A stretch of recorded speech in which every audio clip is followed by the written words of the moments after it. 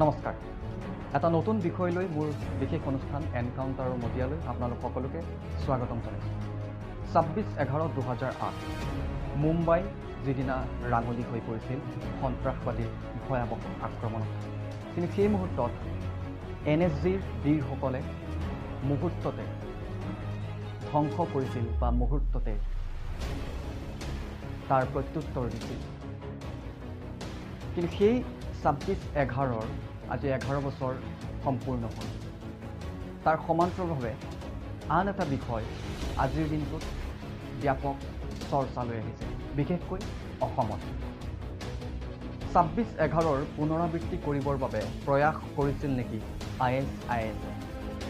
কিয়নো 26/11 11 বছৰ সম্পূৰ্ণ হোৱাৰ মাত্ৰ এদিন পূৰ্বে অসমত গ্ৰেপ্তাৰ হৈছে 3জনকৈ ISISৰ সদস্য। আমি ভিজুৱেলছ দেখুৱাইছোঁ। এনেধৰণৰ 3জনকৈ ISISৰ সদস্যক দিল্লী আৰক্ষীৰ সহযোগত গোৱালপাৰাৰ পৰা গ্ৰেপ্তাৰ কৰা হৈছে। যিহেতু অসমত গ্ৰেপ্তাৰ কৰা হৈছে, অসমৰ কোন প্ৰান্তত তেওঁলোকে ক'ত কেনেধৰণৰ কি পৰিকল্পনা কৰিছিল, বহু যিহেতু তথ্য উদ্ধাৰ কৰিবলগীয়া আছে, তাৰ বাবেই ইতিমধ্যেই অসম আৰক্ষীয়ে এই 3জনক 12 দিনৰ বাবে নিজৰ জিম্মাত বিচাৰিছে আৰু নিজৰ জিম্মাত পাই জেৰা অব্যাহত ৰাখিছে। আৰু সেই জেৰাত কেইবাটাও বিস্ফোৰক তথ্য এই মুহূৰ্তত অসম আৰক্ষীৰ হাতত আহি পৰিছে। আৰু তেনে এক্সক্লুচিভ তথ্য মিৰৰ অফ আছামৰ হাততো আহি পৰিছে। আৰু সেইসমূহক লৈ আজি আমাৰ এই বিশেষ অনুষ্ঠান এনকাউণ্টাৰ।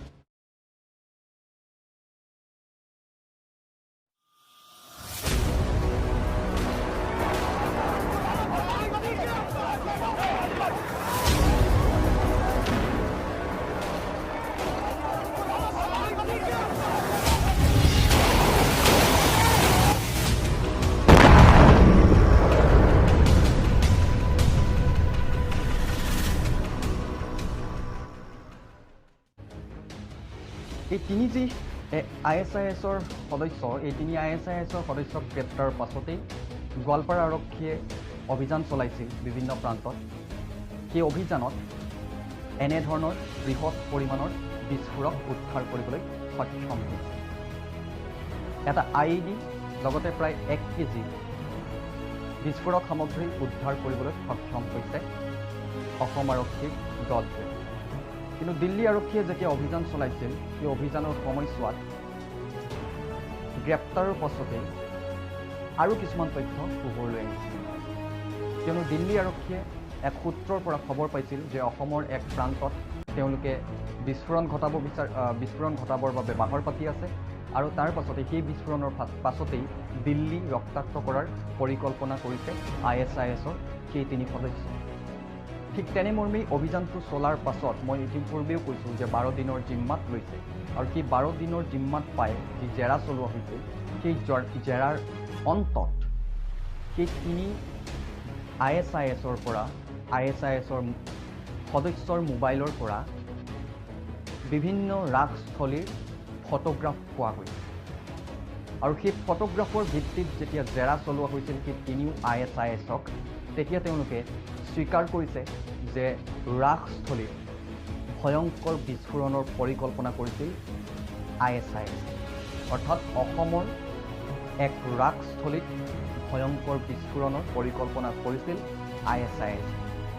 কোনো স্থান নিৰ্ধাৰিত কৰা হোৱা নাছিল, সেয়া নলবাৰীৰ ৰাসো হ'ব পাৰিলে হয় অথবা সেয়া হাউলিৰ ৰাসো হ'ব পাৰিলে হয়। আৰু অসমৰ এই বিস্ফোৰণ আছিল ISISৰ বাবে ফাৰ্ষ্ট টেষ্ট বিস্ফোৰণ। কিয়নো এই যি 3 ISISৰ সদস্য, এই ISISৰ সদস্যৰ জেৰাৰ পাছত আন এটা তথ্য পোহৰলৈ আহিছে যে উমৰ নামৰ ISISৰ প্ৰচাৰৰ দায়িত্বত থকা এজনে আজিৰ পৰা ঠিক 3 মাহ পূৰ্বে গুৱাহাটী ৰেলৱে ষ্টেচনত এই 3ওকে লগ কৰিছিল। আৰু তাৰ পাছত সাধাৰণ বোমা, মই সাধাৰণ বোমা বুলি কৈছোঁ, সাধাৰণ বোমা যেনেধৰণৰ নেটত চাই প্ৰস্তুত কৰিব পাৰি, তেনেধৰণৰ বোমা তেওঁলোকে প্ৰস্তুত কৰিবৰ বাবে প্ৰয়াস চলাই আছিল। য'ত নেকি বিভিন্ন ফটকা, আতচবাজীৰ বাৰুদ বা মেচৰ বাৰুদ এনেসমূহ ব্যৱহাৰ কৰা হয়, গজাল ব্যৱহাৰ কৰা হয়, আৰু সেই মৰ্মে তেনেধৰণৰ সামগ্ৰীও উদ্ধাৰ কৰিবলৈ সক্ষম হৈছে অভিযানকাৰী দলটোৱে। এই মুহূৰ্তত দিল্লী আৰক্ষীৰ সাক্ষাৎকাৰটো শুনাইছোঁ, তাৰ পাছত আমি দেখুৱাম অসম আৰক্ষীয়ে গোটেই অভিযানটো চলাইছিল কিদৰে, কি কি তথ্য লাভ কৰিছে অসম আৰক্ষী। ललित मोहन नेगी और हृदय भूषण कर रहे थे। इन्होंने असम के गोलपाड़ा डिस्ट्रिक्ट से एक IS इंस्पायर्ड मॉड्यूल के 3 लड़कों को पकड़ा है, जो कि रास मेला, एक वहाँ पे लोकल फेयर होता है कृष्ण जी को कमेमोरेट करते हुए, उस फेयर में ट्रेस्ट रन के तौर पे एक ID ब्लास्ट करने वाले थे और उसके सक्सेसफुल हो जाने के बाद में उनकी प्लानिंग दिल्ली में उसी तरह के ब्लास्ट को रेप्लिकेट करने की थी। असम गोलपाड़ा के लड़के हैं और ये पहला टेरर स्ट्राइक वहाँ करने वाले हैं। सब्सिक्वेंटली दिल्ली में इन्होंने कुछ लड़कों को रेडिकलाइज किया हुआ है, वहाँ पे ये फर्दर कार्रवाई करेंगे। আৰু এয়া আছিল দিল্লী আৰক্ষীৰ নেতৃত্ব অহা দলটিৰ ভাষ্য। তেওঁলোকে এনেধৰণৰ কালিৰ দিনটোত সংবাদমেলযোগে 3জনকৈ ISISৰ অসমৰ পৰা গ্ৰেপ্তাৰৰ প্ৰসংগ প্ৰথমবাৰৰ বাবে সংবাদ মাধ্যমৰ যোগে তেওঁলোকে বিবৃতি দিছিল। আৰু তাৰ পাছত দেখিবলৈ পোৱা গৈছিল যে অসমতো বিভিন্ন প্ৰান্তত অভিযান চলিছিল। মই ইতিপূৰ্বেও কৈছোঁ, প্ৰথমেই সেই অভিযানকাৰী বিশেষকৈ গোৱালপাৰা যিটো এলেকাৰ পৰা গ্ৰেপ্তাৰ কৰা হৈছে, সেই এলেকাটোৰ এডিশ্যনেল SP অমিতাভ বসুমতাৰী, তেওঁৰ সাক্ষাৎকাৰো আহি পৰিছে। সেই সাক্ষাৎকাৰটো দেখুৱাইছে।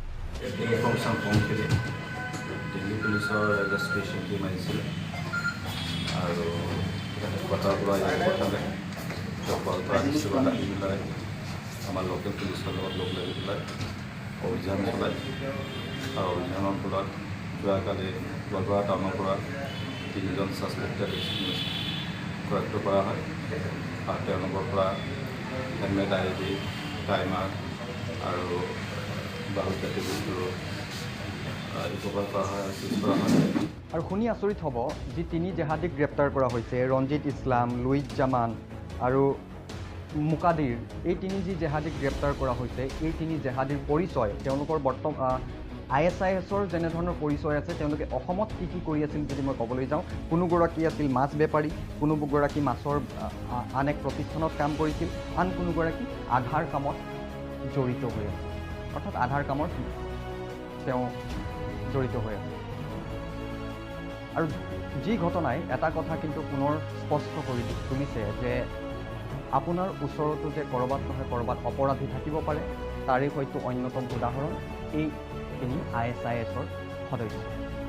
আৰু কেনেধৰণৰ ছ'চিয়েল মিডিয়া যোগে গোটেই বিষয়টো, এই 3 সদস্য যি গ্ৰেপ্তাৰ কৰা হ'ল, এই 3 সদস্যই ছ'চিয়েল মিডিয়া যোগে আকৰ্ষিত হৈ কেনেধৰণৰ ISISত যোগদান কৰিছিল, কেনেধৰণৰ উমৰ নামৰ এটা ফেচবুক ছাইটত তেওঁলোক সক্ৰিয় হৈ আছিল, সেই গোটেইসমূহ কেনেধৰণৰ তদন্তৰ পাছত কি কি পাইছে, সেই বিষয়ক লৈ আইন শৃংখলাৰ ADGP মুকেশ আগৰৱালা IPS তেখেতে সাক্ষাৎকাৰ দিছিল। সেই সাক্ষাৎকাৰটো এই মুহূৰ্তত শুনাইছোঁ।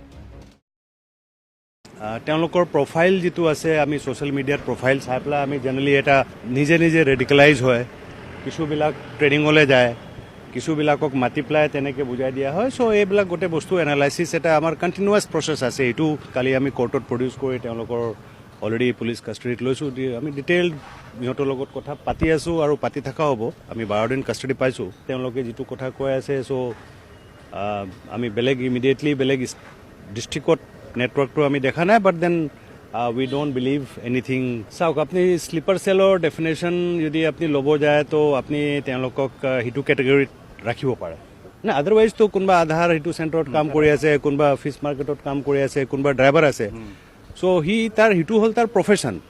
চাওক, এতিয়া ইনিচিয়েলিতো তাহাঁতি এইটোৱে কৈছে যে হয় আমি কিবা এটা ৰাস বুলি কোৱা নাই, মেলা এটা। তো মেলা চবেই জানে যে মেলাটো মেলাই হয়।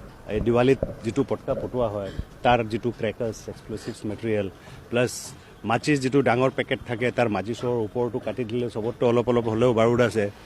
তাৰপিছত বেলেগ এক্সেচৰিজবিলাক মিলাই পেলাই it's purely improvised. It is improvised. কিন্তু আছে যে মানে আমি কনক্লুজিভ ফাইনেল অপিনিয়ন এইবিলাকত আমি ফৰেঞ্চিক ৰিপৰ্টৰ পিছতে দিওঁ।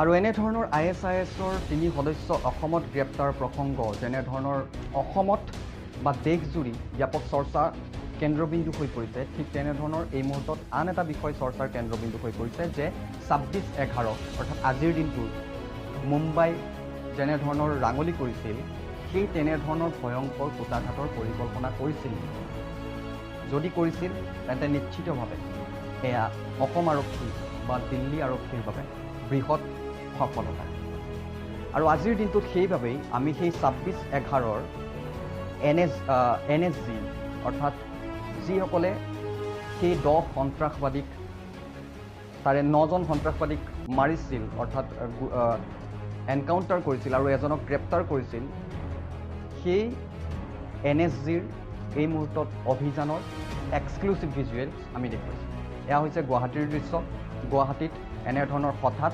খানাপাৰাত NSGৰ দল দেখিবলৈ পোৱা গৈছে তেওঁলোকে এনেধৰণৰ অভিযান চলোৱা দেখিবলৈ পোৱা গৈছে প্ৰকৃতাৰ্থত এয়া হৈছে এটা মক ড্ৰিল আৰু এনেধৰণৰ NSGয়ে কেনেধৰণৰ অভিযান চলায় তাৰেই মক ড্ৰিল দেখিবলৈ পোৱা গ'ল এইবাৰ গুৱাহাটীৰ ৰাজপথত প্ৰতি বছৰ তেওঁলোকে বিভিন্ন প্ৰান্তত এনেধৰণৰ মক ড্ৰিল কৰে কিন্তু এইবাৰ গুৱাহাটীত দেখিবলৈ পোৱা গ'ল আৰু 26/11 সেই অভিসন্ত দিনটোতো সেই 10 উগ্ৰপন্থীক তেওঁলোকৰ যি প্লেনিং আছিল আৰু কুটাঘাটৰ যেনেধৰণৰ প্লেনিং আছিল সেয়া ধ্বংস কৰিছিল বা সেই 9 উগ্ৰপন্থীক এনকাউণ্টাৰ আৰু এজনক গ্ৰেপ্তাৰ কৰিছিল এনেধৰণৰ NSGৰ বীৰ জোৱানৰ দলে